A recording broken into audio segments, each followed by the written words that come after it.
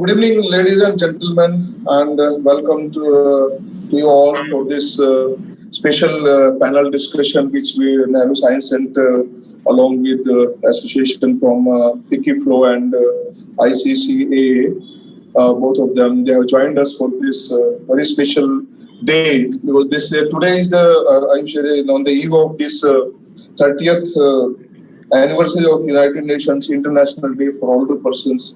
And also, as we are celebrating lot many programs for culmination of 150 birth anniversary of Gandhiji. We have already organized several programs and it's still going on and will continue till 2nd of October. This panel discussion is especially for smart related with smart city and all experts are from that they are going to present. So before we formally introduce our speakers and panelists, we have with us our Director, Nehru Science Center, Mr. Suprasad Kenneth. I will request him to welcome as well as just to formally start the program. Sir, over to you. Thank you, Umesh. And thank you to all the esteemed panelists who have joined us today for this special panel discussion on the topic Smart City Development for the Elderly. Ever since the lockdown has begun, most of the science museums and educational institutions have all been closed. So is the case with the Nehru Science Center. But the doors to the Science Center may have been closed, but then the Science Center activities have never ever been closed. So for the very first day of the lockdown, all of us have tried our best to get connected with our audience through this new norm, the digital media, which we are using presently to connect with you. And my colleague Umesh has already told you about the significance of today's panel discussion. Incidentally, we've been able to organize this with support from two of the esteemed institutions. One is, of course, Wikiflow, whose chairperson is here with us, and also another institution whose chairman is with us, Indian Chamber of Commerce for Affirmative Action. My colleague Umesh will be formally introducing each of the speakers, but the speciality of today's program is, it happens to be the culmination of a very important 2-year event that all over the country we are celebrating. It's called as the sesquicentennial or the 150th birth anniversary of the father of our nation, Mahatma Gandhiji. It all kick-started on 2nd October 2018 and it spread across from 2019 to 20. So on the 2nd, we'll be culminating this. It's so befitting that Gandhiji was a man who was very concerned with disadvantaged section of the society. And this year, incidentally, it also happens to be the International Year of the Older Persons. In this pandemic times, across the globe, the people who have suffered the most, the casualties which have happened, particularly in European countries, is the people who are with comorbidity and those in the older age sections. So it's befitting that we organize this wonderful panel discussion, more so because smart cities are being planned across the country and having an infrastructure to create the smart city. When the planners of the city are planning for this development of the smart city, some of the planners are here with us as panelists. I'm sure this panel discussion will help accentuate the necessity for keeping the elderly in mind while planning for the smart city. With these few words, I will again hand it over to my colleague Umesh, who will be introducing the speakers. And I would request all our audience who have joined us to please keep logging into the social media networks of the Nehru Science Center, including having a look at the website of the Nehru Science Center.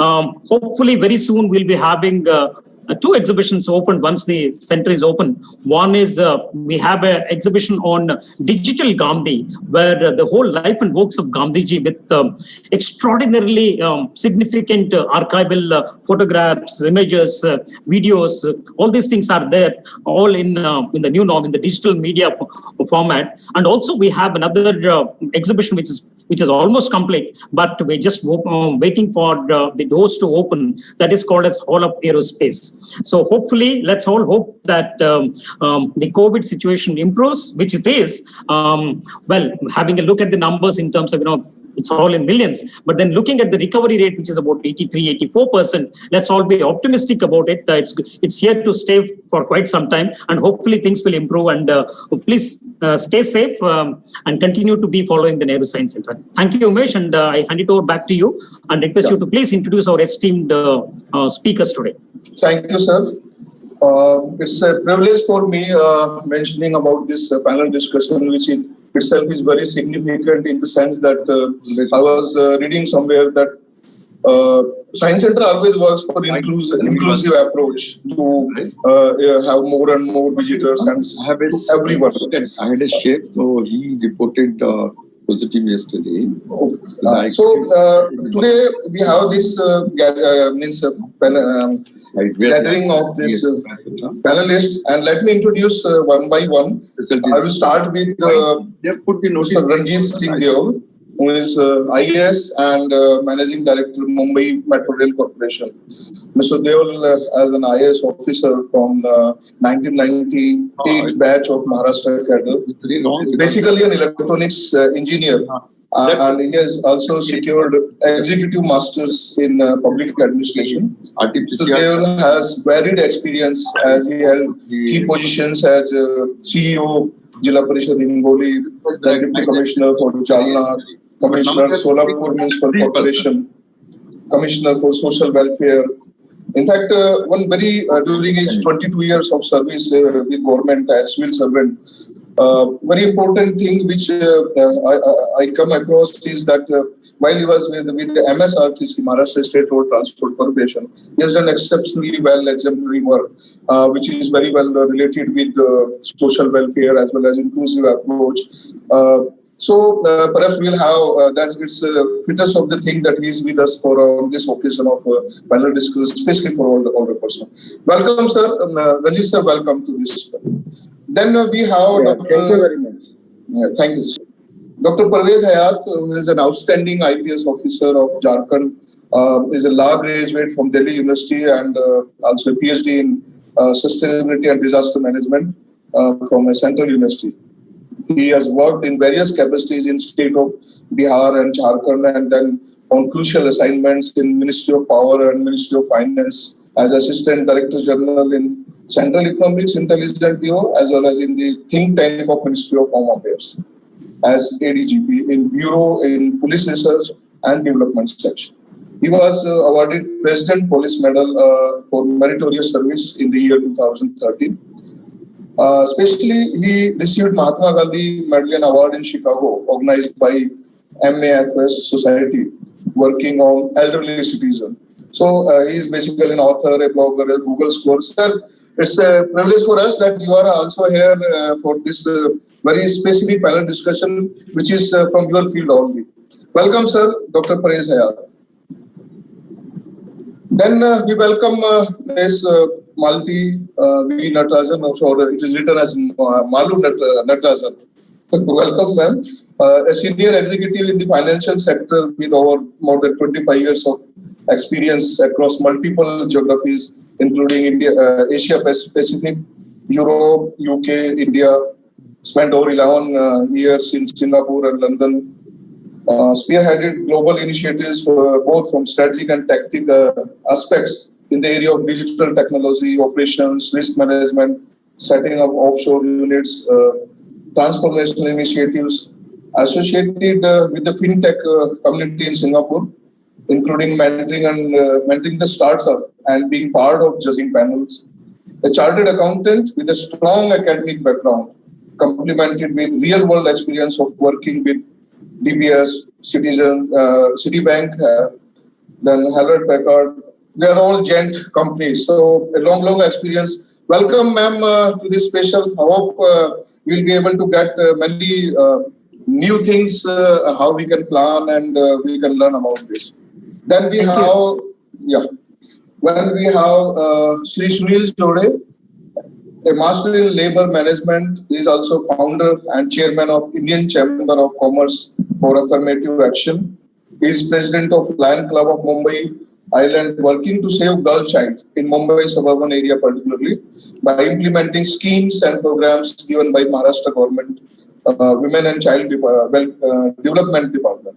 He is also president Sahara Pratishthan, which is an NGO, and trustee of Anjana Bai Zode Kanya Vidyalaya in the district of Wardha, which is also associated with Gandhiji. We all know that. Where approximately 300 residents from tribal and underprivileged section, they take education. And is also national trustee of Achievers Foundation for Social Economic Empowerment, New Delhi, working to bring equality in the form of education, employment, and entrepreneurship. He is also international member for World Constitution and Parliament Association, USA. Welcome, sir. Welcome to this program. And then we have with us also Dr. Sonali Khanna, who is a practicing dental surgeon, associate professor at Nayar Hospital, Dental College, and vice president, Indian Academy of Oral Medicine and Radiology. She is working with grassroots organizations like SOCLEAN, which is an acronym for Society for Clean Environment, and Green Health Foundation on public health and environmental system, with the objectives of bridging the divides between science, public policy, and practice in real life in the society. She is committed to protecting the interests of elderly, children, specially able and marginalized communities. Her research interests include prevention and management of lifestyle and metabolic disorders, and craniofacial radiology, interdisciplinary research, as also intergenerational differences. Over the years, she earned a PhD from Maharashtra University of Health Sciences and diploma from Symbiosis International University, apart from being conferred the membership of National Academy of Medical Sciences, New Delhi. She has presented technical papers in over 55 international seminars and conferences and published 59. She is a successful professional and advocate of increasing participation of residents in scientific inquiry and vulnerability of living beings in times of climate change and environmental degradation. So with this brief introduction, I know I have cut short because introduction was slightly bigger since we want more inputs from our panelists, distinguished panelists. I will hand over to Dr. Sonali Khanna, who will brief us as well as put her remarks. Dr. Sonali Khanna, over to you.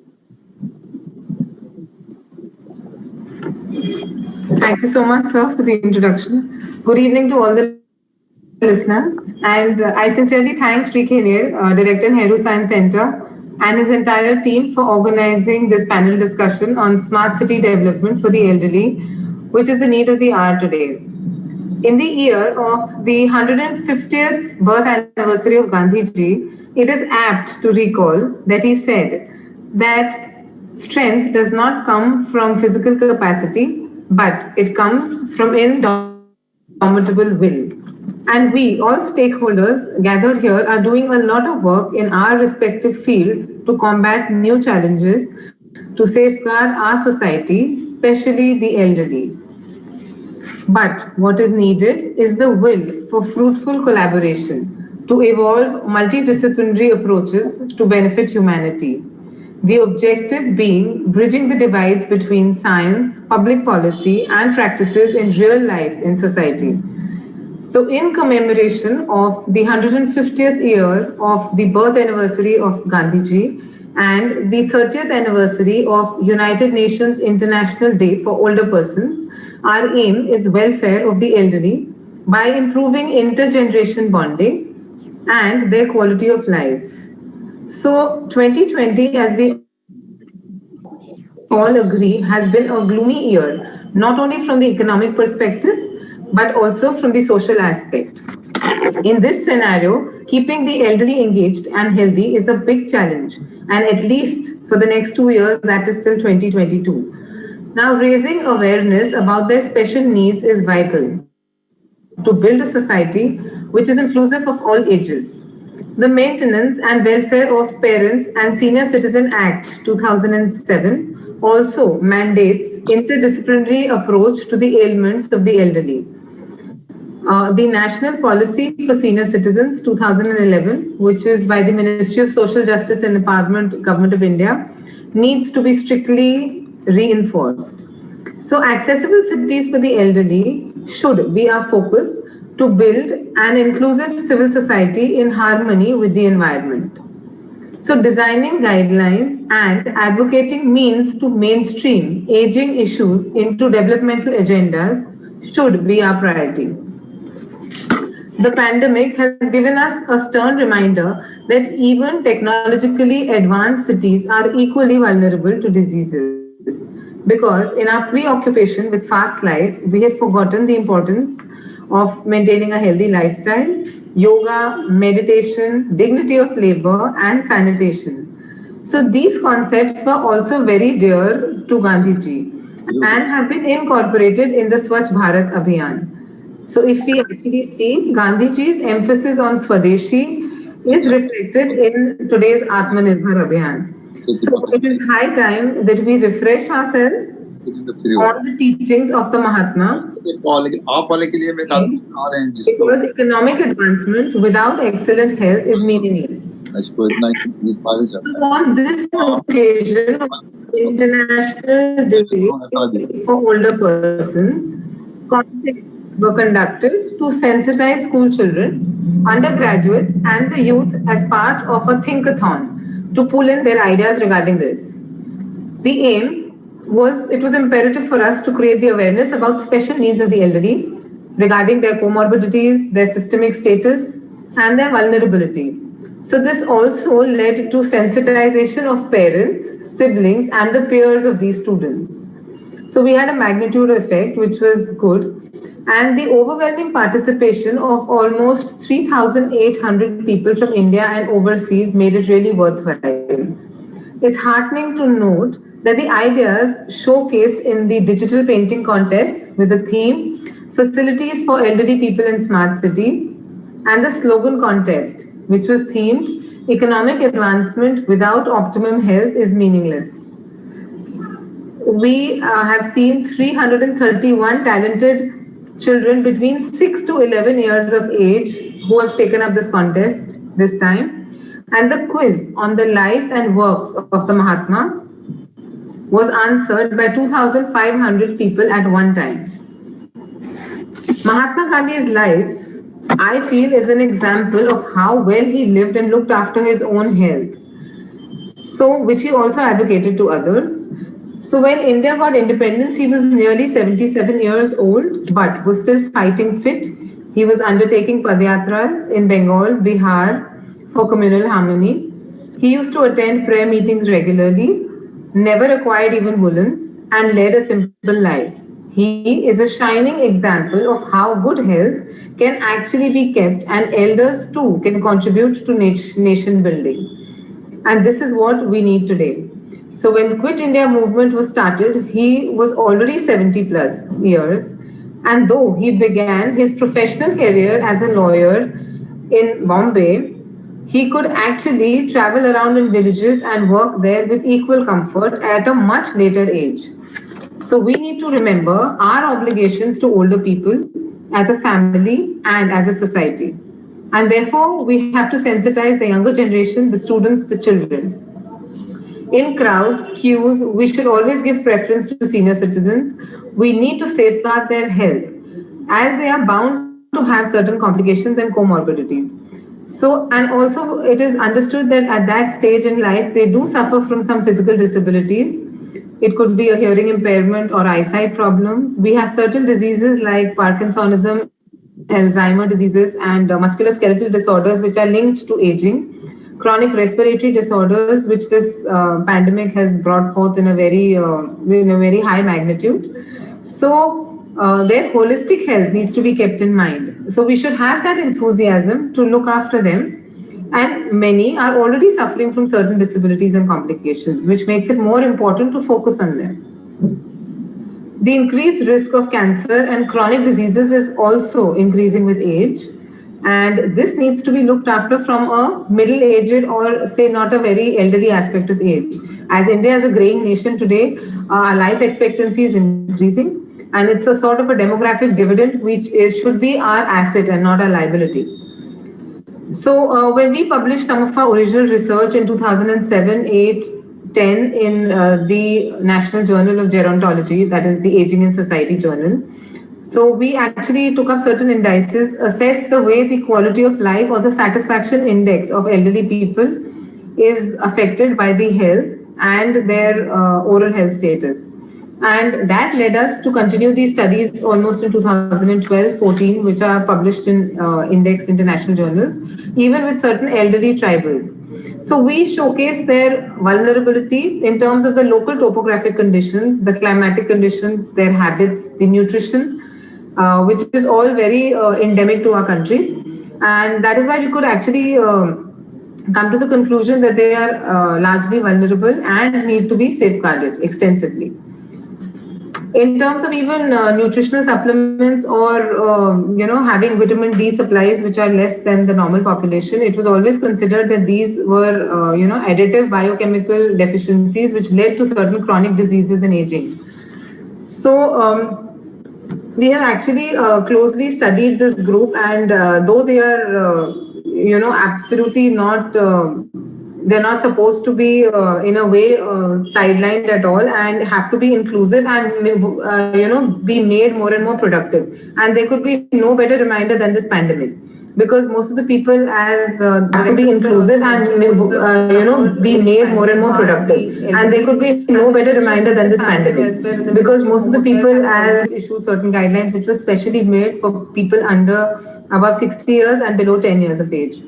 So we need to keep that in mind as the unlock guidelines also keep getting refreshed.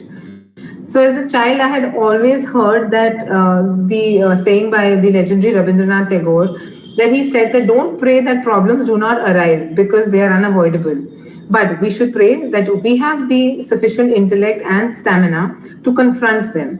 And as public health professionals today, I think we can't believe in any more than this, that we are going to get infectious diseases, we are going to get mutated viruses, there are going to be new profile of diseases that we see we need to tackle. But with research and experience, we should be able to evolve treatment protocols to save valuable lives. Thank you. I now request Shri Ranjit Singh Deol to express his views on smart city development and give us some of his valuable inputs. Hi, good evening, everyone. Thank you for inviting me for this webinar. And the topic is the smart city for elderly people. But if we see it's very difficult to define smart city. I think even in all the documents, it's never defined what the smart city is. A smart city may be a different concept. If we are in Mumbai, if we are going to a third-tier city, that concept may be different. And if we are going to New York or to a more developed city, the definition may be different.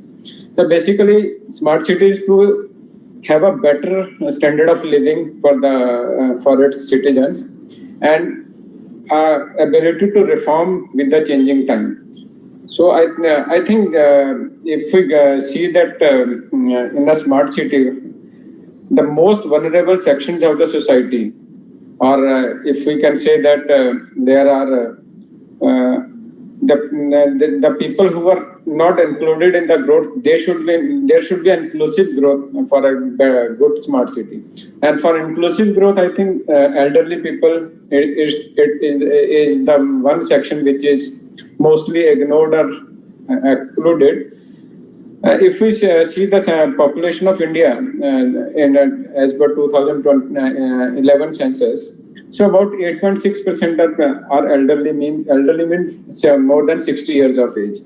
But with the better health condition, with the better health facilities, or the average age of India is growing, now we don't consider 60 as elderly as we used to consider a few decades earlier. But in a typical Indian socio-cultural environment, if we see elderly means to create infrastructure for elderly means, because when you are elder, then there is some limited mobility, or maybe more there is mobility issues when you get old. So we have to address those issues in a smart city. But if we see in an Indian socio-cultural environment, if we see that 25% of our time of a life of a person, it actually goes in some kind of limited mobility. If you are under 10 years of age, or if you are a toddler, your mobility is limited at that time. Or even if you are accompanying a senior person, your mobility is limited when you are accompanying a senior who is not able to, is not that mobile. Or even if you are pregnant or your spouse is pregnant and you are doing, your mobility is limited. Accordingly, when you are old age, obviously, there are various ages in or various incidents when your mobility is limited. So when you are saying that it's inclusive growth only for elderly people, it's not that. The infrastructure means overall it's improving the mobility. So that the less mobile people are able to enjoy the same lifestyle or same standard of living as the more mobile people are able to do that. So, if we specifically focus on elderly people, I think we need to see that the infrastructure should be at the city level. We need to have transport, better healthcare facilities, some cultural centers where they can engage themselves, and especially at the public places, safety like CCTV or on call. If there are some issues, then they can the police can help, or some NGOs can help them in case of distress. At the neighborhood level also, we need different kind of infrastructures which should be available for the there should be good areas where, like in village, there used to be a chowdi where all the elderly people will go and sit and chat with each other. So same kind of small pockets need to be there in the neighborhood for their social participation, and even some community sports service at the local level, and gardens for the morning walks or evening or for chatting. So at the household level, same kind of system like digital payments. If they are staying alone, they should be able to pay that electricity bill online, on-call services for something. These things are lots of these things are improving, and especially if there is some at house also the same security and safety system. How the police will respond when you call, make a call. So all these things becomes a part of a very smart city, that there should be a development at each and every level. The same kind of an environment has to be created. As in the introduction, I was as was told that I was working in the State Transport Corporation. Now I'm working in the Mumbai Metro, and in between social welfare. All these are very much related to the elderly people. Social welfare also, one section of that is especially for working for the elderly people, to manage the old age homes and helping the NGOs to develop old age homes or for old age pensions. And then in State Transport Corporation, although it's more towards the rural, and it's not directly to the smart city, but in the rural for the buses, even if elderly or disabled person is able to board the bus, whether a wheelchair can go inside the bus or whether he can travel. Even if he can travel, someone can make him sit at a bus stand. If the journey is about 10 hours, and if there in nature's call is there on the way, he can't go outside on his own and then come back to his. Although now there are different facilities are coming up, like adult diapers and all those things are there. But still, well, these are the limitations when one person plans to travel on a long distance. But in the metro city, definitely metros are at the international. We are also adopting all the facilities which are there for the people, elderly people, or with the people with limited disability, with limited mobility or with very less mobility. Like we will have and apart from escalator, there will definitely be a lift, so that the people who are not able to stand on the escalator, then they can take the lift. Even if they have to go on the wheelchair, they can go, and there is a space for wheelchair in the metro train. But providing this, and and you can say, okay, we have provided this, and when some person says, okay, this all the facilities being not utilized, unnecessarily we are wasting money and space on that. Just because it's not only that one infrastructure, if you can provide all the facilities, then that will be utilized. But there are weak links between. If someone has to come on a wheelchair, if he can't move on a footpath, how will he ride? There is a no ramp on a footpath from his, whether he throughout from house to the metro station, whether the path is accessible. So these are the issues. So when we are working for a smart city for for the elderly people for better mobility, then each and every section of the society, each and every department in the public book has to coordinate properly, and so that the accessibility is not providing in your own facility, but throughout the process when one person leaves the house and again reaches to a destination and come back to his house. All of that link has to be accessible. So if you sometimes when we go in wherever you like in the State Transport Corporation, we generally provide a ramp for the getting into that. But reaching there, it becomes a very difficult thing. And then all the signages, it's not only the mobility because of the physically, and then when you are elder, then your visibility is also, so all the signages and the color signages, because sometimes you can't read, but with the colors you can identify. All these things, I think, becomes a very important part of when you develop a smart city. And I think we now each and in the government also, in the public sector also, everyone is getting aware, and our new infrastructures are being developed in keeping in all these things in mind. And hopefully we will be a better city to we will develop better cities in the future. Thank you.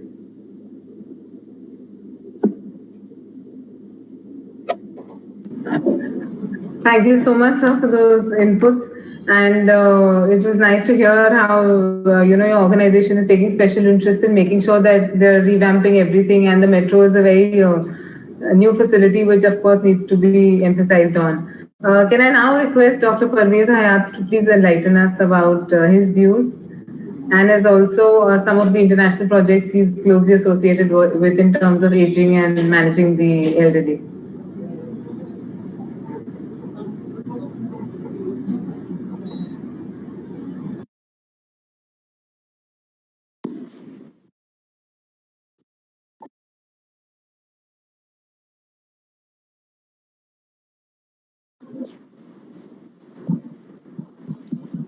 Thank you, Sonali.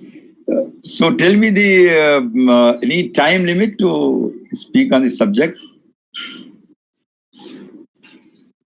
Are you able to hear me? Yes, Sonali, you have to unmute. Sonali? Sir, so you can speak for 5 minutes. Oh, 5 minutes only. Such a... Okay, 7 minutes, sir.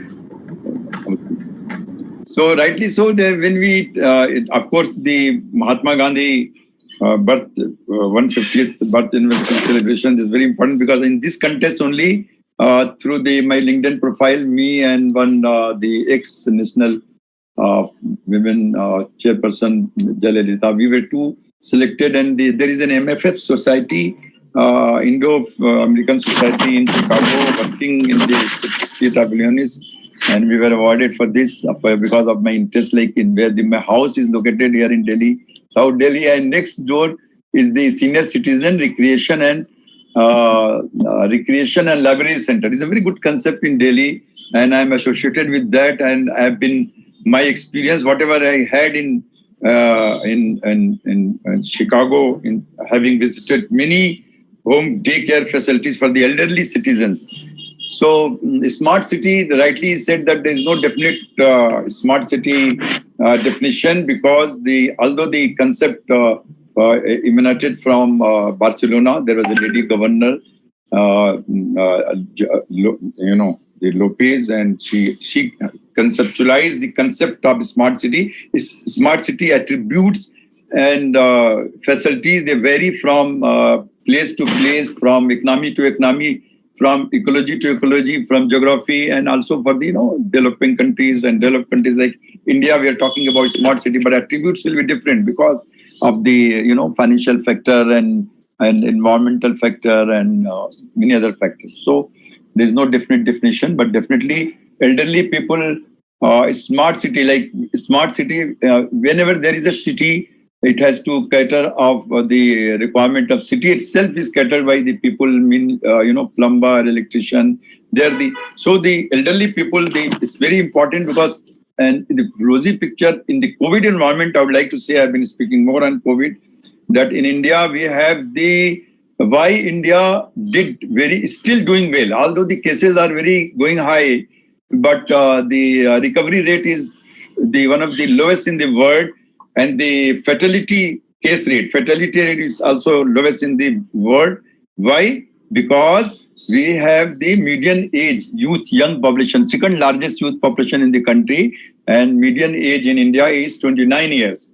This is why India is keeping the lowest fatality rate, and why the other countries like European, the aging population, where this average age is 42 to 46 years, in Italy, France, etc., Europe. So they have larger aging population. Because of that, there has been a large number of fatalities in that country vis-a-vis India. Coming back to the aging population, the elderly people. Of course, there is a law in 2009, 11. Now they bill. Senior Citizens and Welfare Amendment Bill already has been introduced, and in the winter session, because of it has been discontinued. Otherwise, it was supposed to be passed, and how government wants to address. But definitely, it is not only the government; it is the family environment and the stakeholders and the NGO and the society. So MFS Society, which was there in Chicago, Illinois, they were working. So there the NGOs and the society and the government put together, another stakeholder they have been holding, and they have large number of day home care, where they send the Monday to Thursday, they send the vehicles to pick up big vehicles, so that the more and more couples, they come to different daycare home, and they organize many social, because it's very important that elderly people, they can live comfortably, independently, and productively. As the research of Johns Hopkins University also says, that you just see the Nobel laureate, the average age is all people who have been the inventor. They invented a different thing, and also in the world. Also the Nobel laureates, they are also largely 60 plus. So the people, they says that people productivity is more in the age of 55 to 60, 60 to 65, 65 to 70. So it is very important to ensure that the elderly people, to provide and very, ensuring that the people can live very comfortable, safe, happy, and they can live independently. And also they productive. How productively one can age, this is the aim. How productive. Of course, when you talk about the needs, there are social needs, there are fiscal needs. Fiscal needs has already been talked about, like in aging, there will be a lot of comorbidity and all that. But more important is the emotional need, I was just looking up a video just day before that, how that movie, I'm forgetting the name of an animation movie which has won Oscar award, in which there is a small girl and there is traveling in the bus, and she has got the ticket seat, but an elderly person was standing, and how smartly she offered the elderly man a seat to sit, and she was standing, and the journey was very long. So it's very important, the emotional need, when the way the child is growing, how many questions the child asks to the parent. So many questions may be irrelevant, but still the parents attend all those questions. Likewise, the people have become old, like 70 plus or something. The same elderly people, they also ask many questions to their children. And we children, not me, I am also aging, but what I'm saying that the present day children, because of the science and technology, social media, they understand their rights.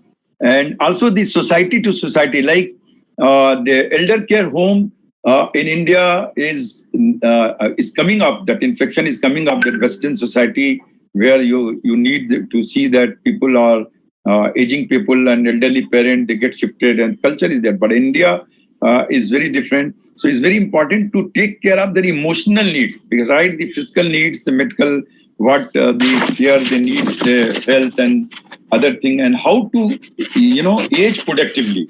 So this is why you will see that I've seen this in India. The many justices who retired after 65, 70 years old, always you will find them playing on the, doing some puzzle, solving the puzzle in the mobile. It's very important to mentally.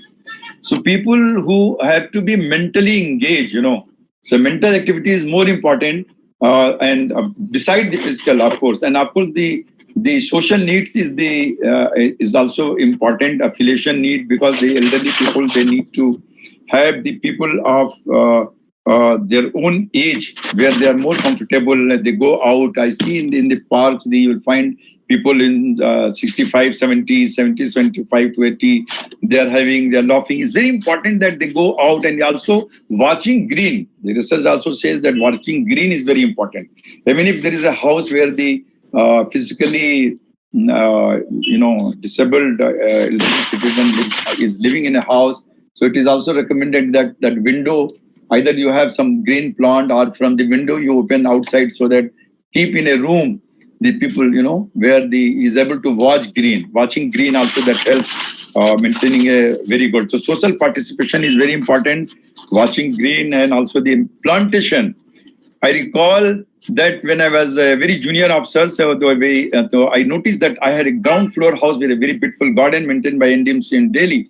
So one very senior gentleman, 75 plus, came in the morning. Gentleman, if you mind if I do your sit here and admire your plant and do some curing. So I didn't understand. Then I realized that it is also a kind of meditation. So I told my servant to, whenever in the morning the sir is coming, he was a retired IS officer. So he used to, do curing of the plant and plantation, etc. So that also helped, watching green. And also doing some participation. And also that we talk about the physical health, etc. There's visibility and other thing. There is a comorbidity. There's a different thing. And also the technology, smart cities, the technology is play a very important role. There are many countries, like in Barcelona, there are many apps they are working, that how the elderly people, they can be, taken care of by using the apps. For example, you will find that there are certain cities when they are, and also it is very important, that is called open governance, participation of elderly people in the development of the smart city. That is also very important, because they are one of the stakeholders, that they understand their needs. Suppose you have a walking track, like many cities in Delhi, they're walking track, but they're bumpy. So it's very important that suppose there's somebody who's needing the wheelchair, that it should not be bumpy. It should be very smooth, when they're walking. So all these factors, the smart city planners must consult the aging elderly people while they're planning the so-called smart city, So at planning level, they have to be, as a stakeholder, they have to be in also there, the city, intersections, and the gallery, the road, the crossing road, all kinds of, it's very important that they are also consulted when they are planning the smart city. In certain city like Netherlands, Barcelona, they are having many apps which helps where the pedestrians, elderly people, when they are walking on the road, they are restricted mobility, extra time to navigate pedestrian crossing. A sensor in the smart traffic light monitors the pavement, the sensor. All over, because of the RCT towers, then there will be heavy deployment of in the smart city these sensors, so they can monitor the pavement where the elderly people may be walking. So they can always, this lighting also that get adjusted. Suppose the senior person is walking and he may be visually impaired, the light system also get manipulated or modified. Likewise, in the home sitting, it is very important when they're living in a home. It is the responsibility of the children that their living modifications in the house is also equally important. So technology has to be intuitive. Another aspect is to ensure that any deployed IoT application, have to be intuitive and very easy. They have to be easy accessibility for the elderly people. So my take is that how to these people, what is the emotional need is very important. Everybody in the elder age is supposed to have friend and supposed to do some mental work, either writing, either doing crossword puzzle. So all those things are very important, and it's very important that the people who are living in the home, and they must listen to them. They try to understand what are their medical needs, what are their emotional needs, and they should not be left isolated, and they should be actively engaged. And also it is also recommended that it's better that people, when they are living in a group, like here in the society, the education and library center, which I have submitted a paper to the Delhi government that, of course, here the finances are there, but they are also organizing weekly activities. But in the MFF society, Monday to Thursday, there is to organize so many activities. Suppose every elderly person, everybody has got some special quantity. For example, I am also, a singer. So I noticed that there, how to, find out using these psychological, there are many psychological tests there, so that you come to know that this couple or these elderly persons are there. What are the potential? What are the special, like skill they have? So you provide them skill. If it's singer, you must have a career case, so that if he wants to sing, he can sing. Somebody is interested in cooking. If somebody, they should provide a cooking. So all those needs, affiliation need, social need. So, and of course, the fresh air is also important. And organizing short trip, and respect and dignity is very important.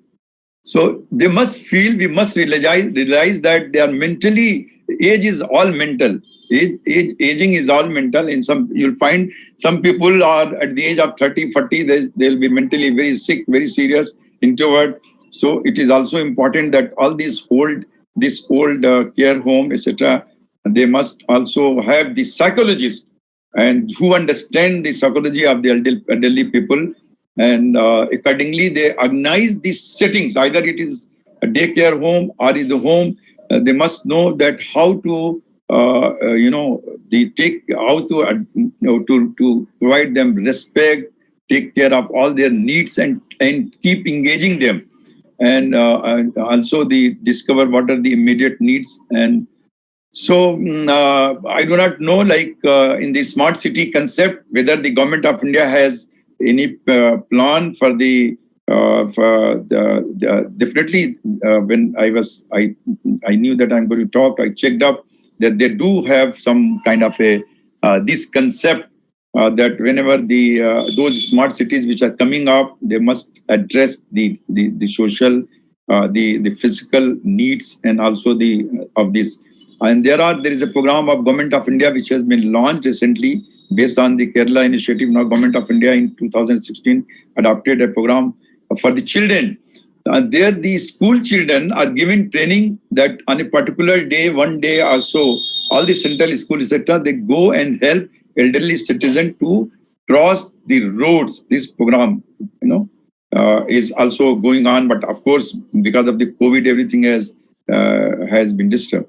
So I think I am over, but can we speak longer regarding a smart city and all? And I'll be taking questions from any participant who want to ask anything. Thank you very much. Thank you so much, sir. And we'll come back to you. So I'd now request Ms. Malu Natarajan, the FICCI flow, the FICCI Ladies Organization has been working extensively towards empowerment and entrepreneurship, not only for women, but also for the elderly. So I want you to just throw some light on your ventures and your vision regarding that. Okay. Thank you, Sonali. Good evening, and thank you to the Nehru Science Center for organizing the panel discussion. It's really nice to see the right kind of people, both Mr. Ranjit and Dr. Parvez on the panel, who can actually make things happen. So we are hoping for a lot of action after this panel discussion, I guess. So I'm going to touch upon two aspects around smart cities. So smart cities or green cities, sustainable cities are buzzwords used globally where people want to define the way that they want to live and live a quality life that is safe and secure. However, one size does not fit all when we talk about smart cities and the solutions around it. The concept is primarily to use, as Dr. Parvez said, is to use technology, artificial intelligence, blockchain, and other tools to improve urban planning. So if you take a state city like Singapore, it is ready for this kind of a change because the basics are taken care of. It is the safest city in the world. You have green spaces defined for recreation purposes. Buses have been designed for wheelchairs to glide in. Local transportation system has been nailed to precision. There is no concept of homelessness. Every mall is linked to an MRT station. Overhead bridges work for pedestrians, and most have elevators for senior citizens. So this is just the tip of the iceberg. And the city is ready to use technology. But if you look at India, India has not reached that stage yet, except for the metro as stated by Mr. Ranjit. And although we would be leaders when it comes to implementing technology, including AI, especially given the way we've been adapting to online everything during the past few months, automating without having the basic amenities in place may not lead to the right results. So I'm looking at two aspects today. One is the safety of women from a city's perspective, and also smart cities for elderly. A few examples of what can happen from a citizen's perspective. So in 2013, there was this lady called Kalpana Vishwanath. She co-founded Safety Pin. It's an app that aims to help women stay safe by letting users rate streets and areas of safety, including lighting, visibility, people density, security, and transportation. So what it offers the users is the safest route, helping them navigate in the city with less risk. So my question is, why do we need such applications? Should that be the solution? To me, it is a state of desperation as we live in constant fear of being molested and robbed. How long is it going to take a woman to step outside at any time of the day, any mode of transportation, and feel safe? Do we need to carry pepper spray and safety pin apps for the rest of our lives? The privileged few, some of us, try to keep to our safety cocoons. We stay in gated communities, travel in private vehicles, work in gated compounds, and pretend that we are safe in our barbed wire bubbles.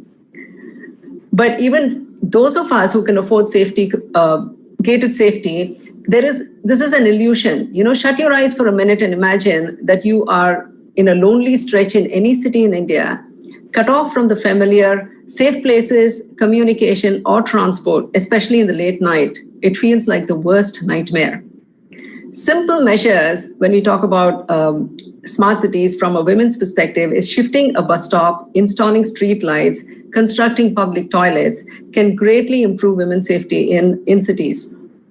The need of the hour is a paradigm shift from a male-centric urban development model to a gender-inclusive one where Dr. Parvez mentioned, we need to get people who are actually involved in the development to come up with feedback. So we need women planners to be involved in the process of designing an inclusive and safe city for all. So if you look at smart cities for elderly, there is a concept called senior tsunami, as it is called. It is going to affect every part of the globe and the urban area in particular. Currently, 8.9% of the world's population is aged above 65 and above, a figure that is predicted to reach about 16% in 2050. In the areas such as mobility, healthcare, and community services, technology innovation will play a pivotal role in upgrading homes and the urban environment in which increasingly the elderly population will start to live. Technology certainly plays a crucial role here when it comes to planning for the elderly. smart cities can incorporate something like the latest technologies in their healthcare services. So older people do not have to go out of their homes and visit hospitals for minor ailments. They can consult with the doctors and get a prescription, one that can be delivered on their doorsteps. Smart cities can create elderly programs in which they are required to wear probably something like a fitness tracker. And in case they suffer any serious problems, their symptoms can be sent to the GP directly or to the family members. And Dr. Parvez also mentioned about Barcelona, which is app-based programs to combat loneliness and social isolation amongst elderly people, which is very, very critical. Simple things like knowing that there are benches to rest along the way can greatly improve the chances of elderly people walking and going out and venturing out. Another key factor is the availability of accessible toilets. In some cities, perhaps, if there's an incline in the street or there's presence of steps or uneven pavement, the elderly may refrain from stepping out. So these are small little steps that can be taken before we move into something that is technology-based. So to make this happen, government, urban planners need to actively involve citizens and get feedback and suggestions on what needs to be done, because this is something that can't be done in isolation and the whole community needs to be involved in it. Thanks, Sonali. Back to you.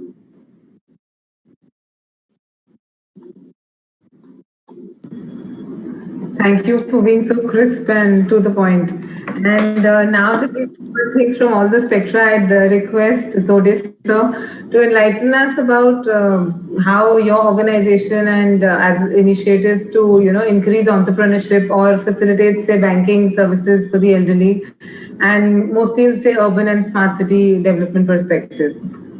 Thank you, Sonali, and I really congratulate Nehru Science Center, Mr. Shiv Prasad and his team to organizing such a wonderful program and efforts taken to bring this program to all of us. Let me first briefly explain the reason why I'm called to this panel discussion pivotal according to the article by WHO. Between 2015 to 2050, the population of the world's population over 60 years will be nearly double from 12% to 22%. Keeping this in mind, while also taking into consideration the blazing speed of technological advancements happening around us, development of smart cities for elderly clearly checks as one of the basic essential needed in driving our country's success. As we are moving ahead with adopting reforms for smart city transformation, all age groups should be considered, which includes the elderly population as well. Their needs should be met with our development pattern. However, it is worth noting that special attention, wherever needed for the elderly population, also improves the urban life of the general population. So it clearly is a win-win situation. Now, coming to the role of Indian Chamber of Commerce for affirmative action. As we believe in affirmative action, most of the speakers have thrown light on the smart cities needed and their requirements, how useful it is. But I would like to throw some light about the sustainable position of the elderly population. Now, after the retirement, now if you consider the retirement age in India, 58 to 60, the 10 year to 15 year, the effective years the elder person has got to spend or give his outputs. Now, there are so many possibilities and there are so many avenues where elderly person can use their experience and their time to give it to the society or pay back to the society. Now, if the person is from the government sector, he is very rich in experience in the government rules and regulations, which he can share it with the young generation. If you take the example of the industry stalwarts, they are very rich in their experience in the entrepreneurship development. It may be from housing sector, maybe from power sector, and maybe from industry sector. He can use his experience to the new generation to help them to become a successful entrepreneur.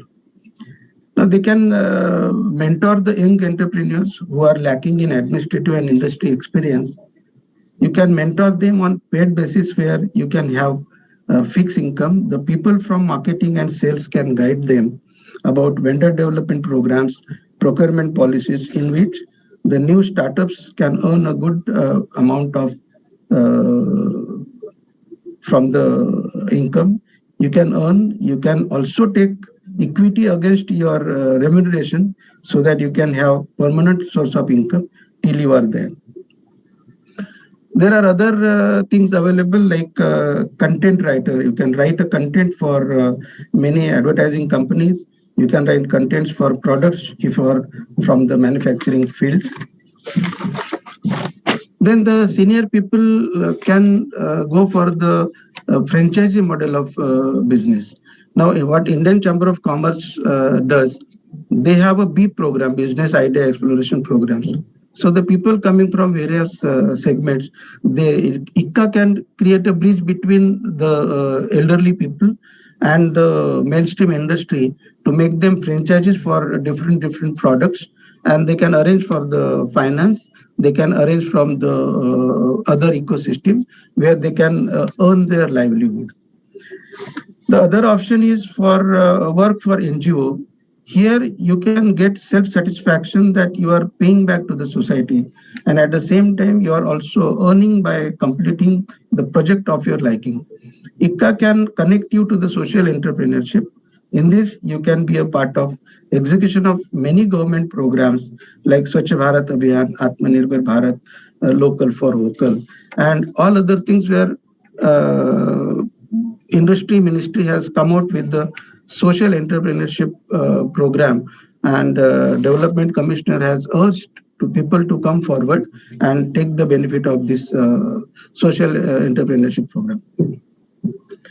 Now there are other things which on local level, on the state level, elderly people can take up, like start your own bed and breakfast business in your own house, or you can take a house on rent.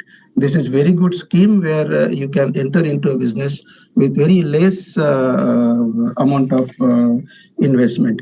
Now the reputed coaching classes has introduced the franchise business of tutors, where people can take the franchise of the reputed coaching classes, and in small cities they can start their own businesses. Then you can have the real estate agency business nowadays in the metros, because it doesn't require any sort of investment, and there are a lot of people coming and going in metros and small cities where the elderly people can sit at home and to take up this business because they are well acquainted with the cities. Now there are so many urban related services they can provide, and they can enter into a housekeeping and facility management type of services again, where it is the need of an hour. These are small things where the elderly people can think of, and Indian Chamber of Commerce can create a bridge between them and the policymakers and the mainstream industry to support them and to start their businesses, leave their earnings. And thank you, Sonali. We are always there. Whatever comes for us, we'll be there to give you the results. Thank you very much. Thank you so much, sir. As sir just highlighted, we have the National Policy for Older Persons, which needs to be mentioned, that it also looks at empowering the elderly to, make things easier for the more elderly. So it in turn gives them the self-esteem and a source of income, which is what the whole aim is. And also need in urban areas to facilitate the workers in terms of the elderly need a lot of support in terms of say the non-kitchen household help, in terms of getting work done in government offices, to small errands which their children would possibly do. And now with less of travel, etc., even the elderly traveling abroad to be with their children and all would be decreasing with the post-COVID times. So all this had to be looked at. I now request Umesh sir if we can take in some questions.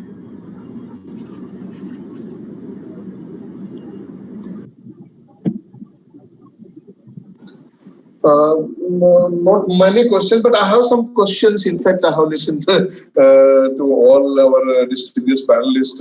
In fact, many of them, when I was planning questions, I think many answers I got simultaneously when they were speaking and covering that. But still, one thing, as Mr. Deol has said, because he has vast experience in this MSRT or metro. Same is the case with Malu ma'am also. She has extensively worked in different countries and she has given a picture also. But the one question which normally I was going through these data for elderly persons, in respect to all, like Dr. Parez also has said, what opportunities they can have in your respective fields, for example, because when they are retired, generally we say, okay, they have done their life and now they should take rest. But now average age has increased much beyond now. Maybe I was reading somewhere, they said the first time that people can think that they can go beyond or maybe around 70 or so.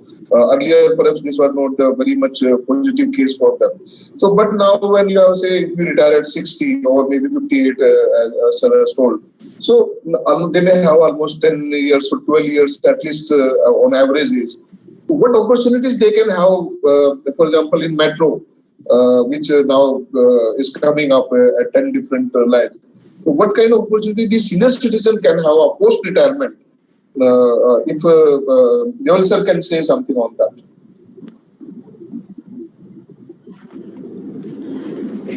In metro cities, there are different opportunities, definitely can be there post-retirement. But if you see the people who are basically skilled, those who have a very, the knowledge which they have gained, in some sectors, definitely that can be utilized. And that knowledge is very important. As we are now making a metro network, so there are lots of railway employees who have retired and we can employ them and they are very helpful even as a consultant or in that way. But otherwise, as Mr. Sunil was saying, there are different opportunities which can be created. And especially when the unemployment is such a high in India, unemployment when there are younger people who are looking for jobs and there are very less jobs. So there is definitely a competition is there. So we have to create an environment where all the old people or the young people, everyone can chip in.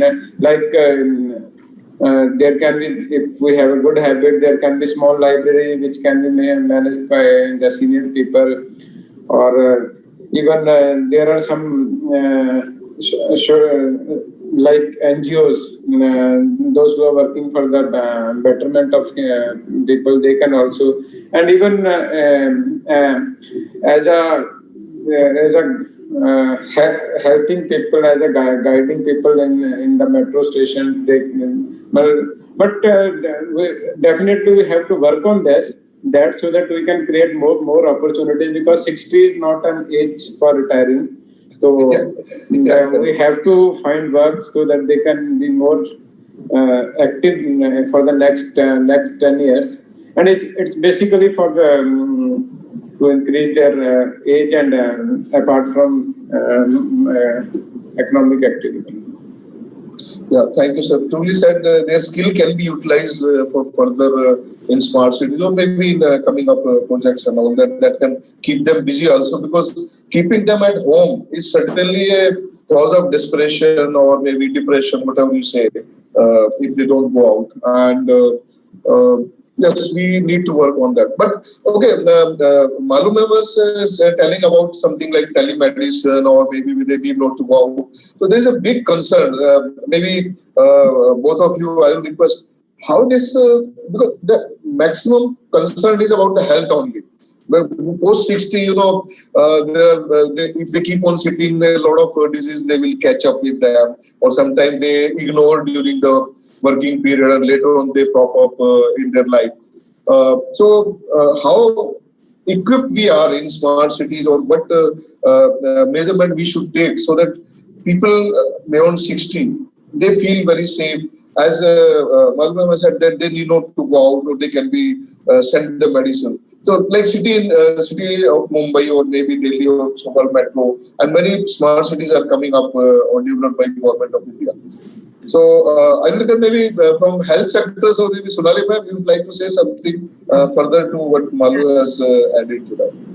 So this is something very important that you've just mentioned. So when we talk about artificial intelligence in terms of, say, even something as simple as vital signs monitoring. So in many of the foreign countries, if we say, look at Barcelona as a good example of a city which is, being advocated for the elderly, by the elderly, and even Singapore and many of the European countries, we see that we have certain things like tracking devices. So, the moment your heart rate goes up or your oxygen level drops or say your respiratory rate drops, there's a tracker which sends a signal to your family or to the hospital. The nearest paramedics come and take over. So there are ambulance services which are activated on that basis. So we are still far away from those concepts, even in cities like Mumbai. Seeing the current situation of even COVID and the elderly and the bed strength, and we're day in and day out talking about oxygen saturation and the number of beds available to the marginalized sections of society as also the elderly, it is still a far-fetched concept. We need to work heavily on it because anything with artificial intelligence involves a cost, as we all know. Plus, it involves a lot of skilled labor. So a lot of skilled paramedics, medics, they're all required. So basically we need to reinforce the healthcare workers, not only in urban areas and in metros, but also in other sectors so that we don't ignore certain populations. So those are one thing. Then secondly, the most important thing is also a lot of, say even nutritional assessment can be done on the basis of certain artificial intelligence devices. Your retina, the blood, the temperature of the blood can be used to detect certain diseases, certain chronic diseases like say even, if somebody is suffering from say just a clinical anemia, his blood circulation or his retina scan is important. If you talk about the BMI, which is a very common body mass index we all know of, even that can be assessed through artificial intelligence, touch meters, and certain retinopathies of the eye can be done. So all this has really come to the limelight now because of COVID and because of all monitoring possibly being only by remote digital means. If you look at radiology, we would say teleradiology has kind of revolutionized telemedicine in terms of diagnosis, in terms of the amount of testing facilities we have now. The number of centers have actually doubled, and it's become very patient friendly and also very easy to interpret and utilize at a very feasible and reasonable cost, which is the most important.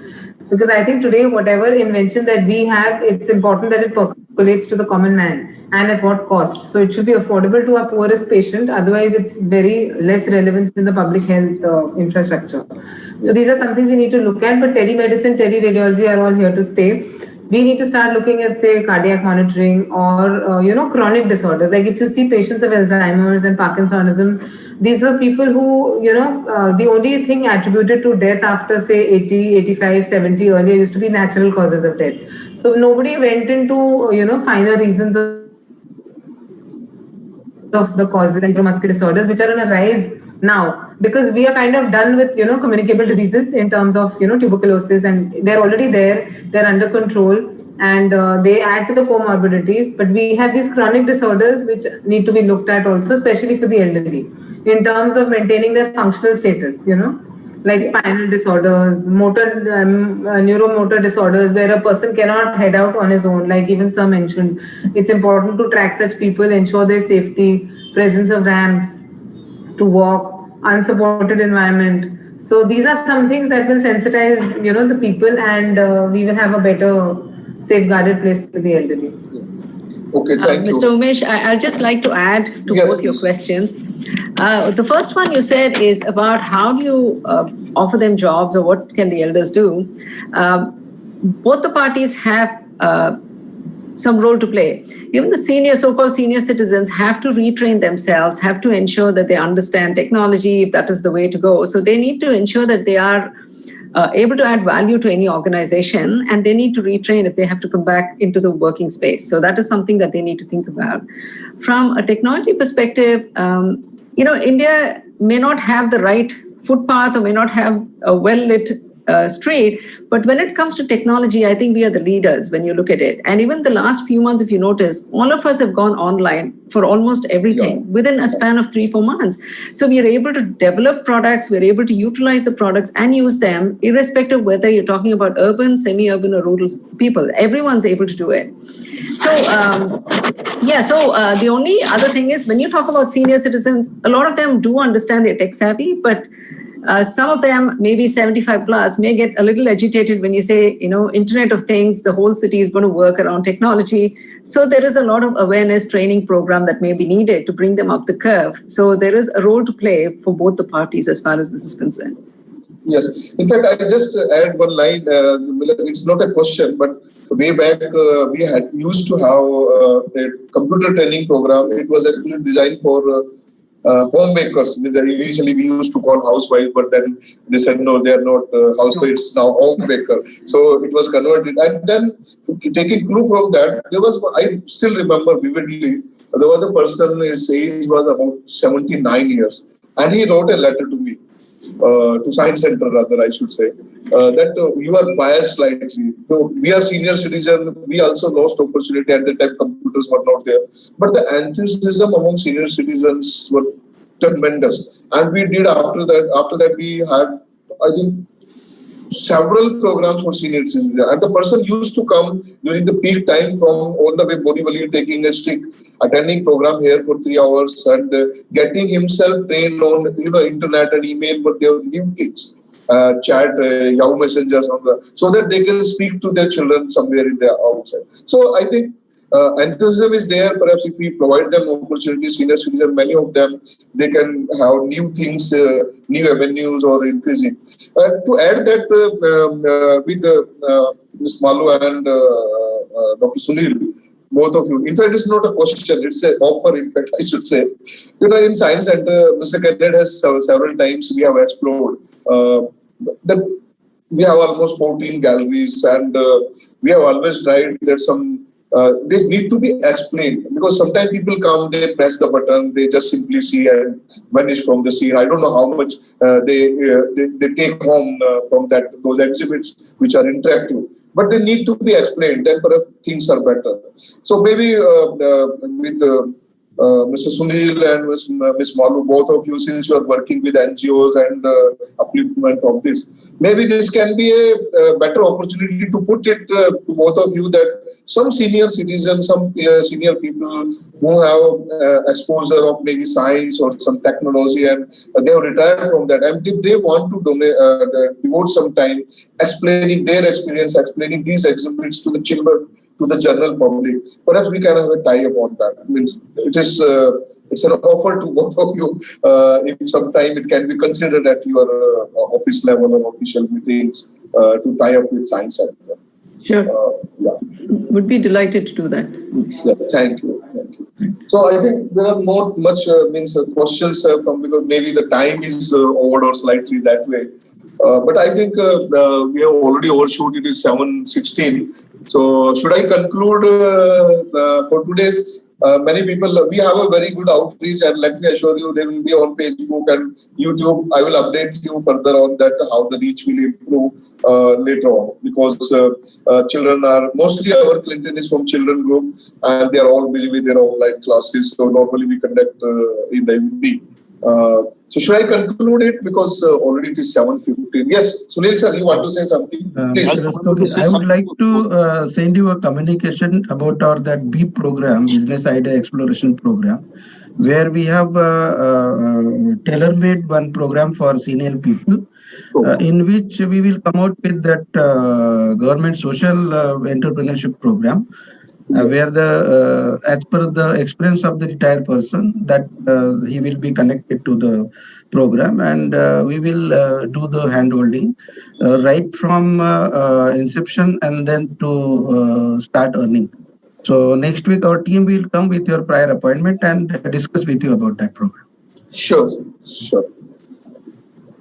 Okay, then yes. So Dr. Sonali, because of what is the intention of the program? Are you going to based on this our discussion, any paper policy suggestion to the government? Because in the whole world, there is a concept of open governance, where when the ma'am was talking about the safety women, there are many. Even in India, if you go to UP, there is an app called 1020. The moment any part of the state, any girl who is being harassed or any crisis, she just dialed a number 1020, and the entire location, everything, that reaches to the headquarters. Likewise, there is a need that we must suggest to the government to develop some kind of an app, so that the many people who are not tech savvy, they can just dial an app, and all kinds of needs, the nearby hospital and the police, everywhere the alert goes. Some kind of a suggestion should in policy making for the elderly people. The way you have policy making for the women's safety and safety for the senior citizen, also for the healthcare needs, health tech needs, so that they are like in. I talked about the Netherlands. There is an app. Spain, there is an app. So Helsinki, there is an app, and where you use that app, and when the senior elderly person, a visually impaired person, is navigating the lighting, cross light, everything get adjusted. So is there any intention, Dr. Sonali will tell me, to come out with a paper so that you can suggest to the government what all facilities, what all we should do. Because of course the elderly people, the job facilities and other facilities are more in the many people 60 plus. When I am in the Delhi Gymkhana Club, I find 65, 70 people, they are earning much more than when they were working and employed. But in the smaller cities, of course, there is a constraint. So, but still, holistically we can talk. There is always room for all kinds of people, like based on their skill and with knowledge. Everybody has a knowledge, even people who are not tech savvy, but they may be very outstanding, and their knowledge and experience can be the potential. This is why I use the word how to age productively. Aging productively. So if you suggest any paper, then we can contribute something, some thought. In a short span of time, it is required to cover all the points which is there in my mind.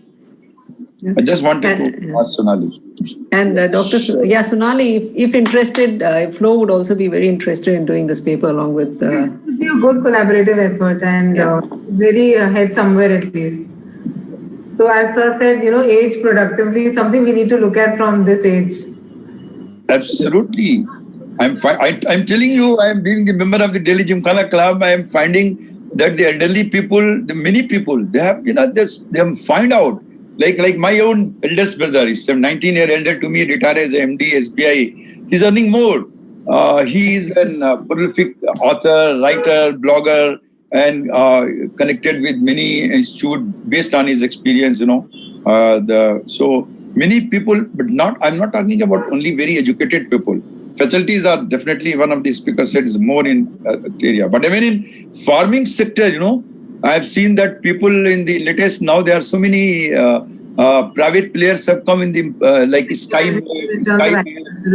Everywhere you have people, wherever. This is why there is a psychological test. If anybody you are knowing, being a student of psychology. So there in Delhi, Prayas is an NGO. What they do when they are working on the traffic child, and they use the app, but these are the girls who have been recovered, who has what potential, who can do. Likewise, there is another NGO. I have been there. The teaching. Suppose somebody who has been a teacher simply will go to an NGO where the dropout children, dropout girls. In India, roughly 6, 8, 9, 80 to 86% dropout children are in the class 7, 8, 9, as per the data available from the Ministry of HRD.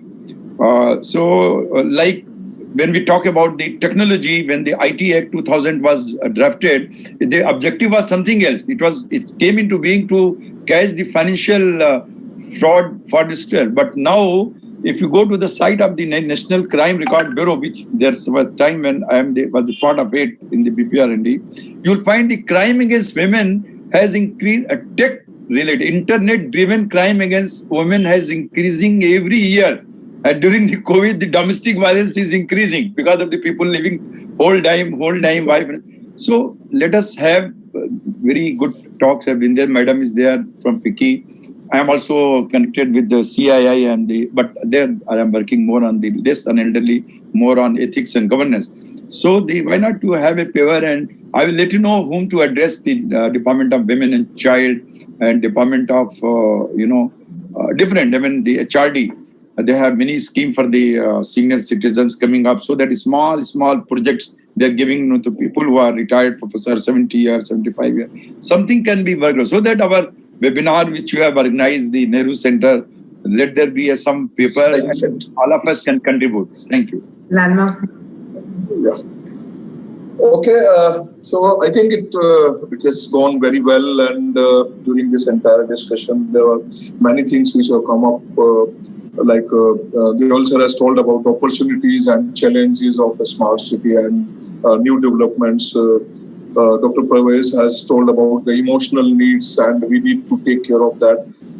That's also part of it. And then Malum has told about quality of life, and then app. And there is one very, very important aspect which has covered, like government need to include women planners so that they can address, because something like that. How long it is true? How long we need to carry those safety pins and peppers in their bag? That's really it's a very good suggestion.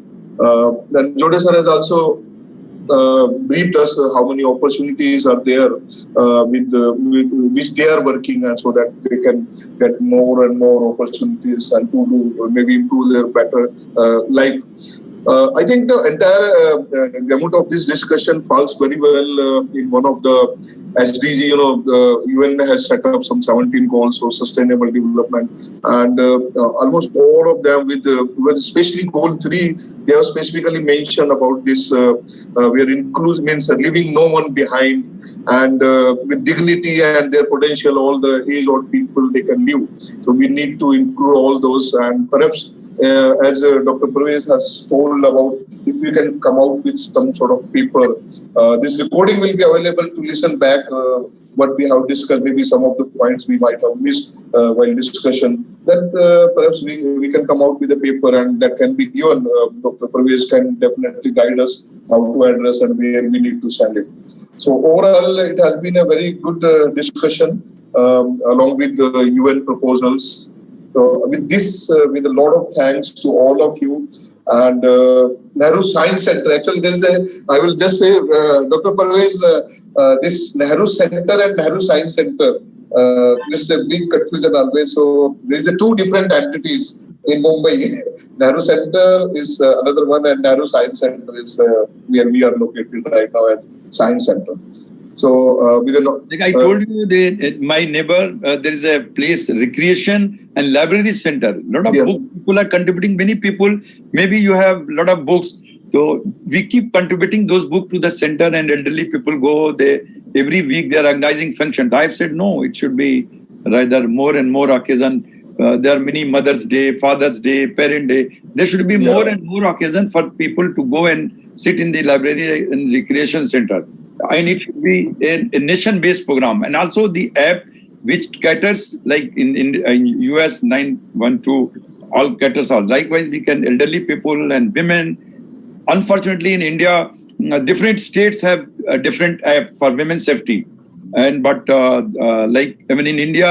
the 1020 helpline and 100 that has come 3rd best in the world in technology. Madam has rightly said we have already gone ahead. Now people who are very, they not very confident of touching the computer there because of the COVID. Everybody is, using Zomato and other online things.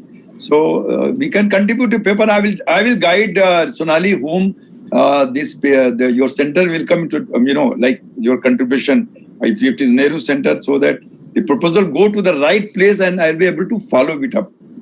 And holistic paper with the all of us who have spoken, because everything cannot be covered in the debate which had. A good igniting factor. I'm sure we brainstormed a lot, so there's some spark somewhere. Yes.